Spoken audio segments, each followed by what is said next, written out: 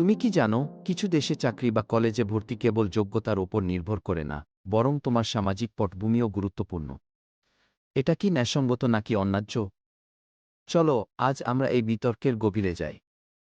সংরক্ষণ নীতি বা অ্যাফার্মেটিভ অ্যাকশন তৈরি হয়েছে পিছিয়ে পড়া জনগোষ্ঠীকে এগিয়ে নেওয়ার জন্য। কিন্তু সমালোচকরা বলছেন এটি উল্টো বৈষম্যের জন্ম দিচ্ছে। তাহলে কোনটি সঠিক? সংরক্ষণ নীতি কি? এটি এমন একটি ব্যবস্থা যেখানে শিক্ষা, চাকরি এবং রাজনীতিতে পিছিয়ে পড়া জনগোষ্ঠীর জন্য বিশেষ সুযোগ রাখা হয়। জাতিগত বৈষম্য, বর্ণভিত্তিক বৈষম্য বা আর্থসামাজিক বৈষম্যের বিরুদ্ধে লড়াই করার জন্য এই নীতি তৈরি হয়েছে। সংরক্ষণের পক্ষে যুক্তি: সামাজিক বৈষম্য কমায় ও পিছিয়ে পড়া জনগোষ্ঠীকে সুযোগ দেয়। বৈচিত্র্য বৃদ্ধি করে এবং ন্যায়সঙ্গত প্রতিনিধিত্ব নিশ্চিত করে। অতীতের সামাজিক অবিচার সংশোধনের চেষ্টা করে। সংরক্ষণের বিপক্ষে যুক্তি: কখনো কখনো যোগ্যতাকে উপেক্ষা করা হয়। এটি নতুন রকমের বৈষম্য তৈরি করতে পারে।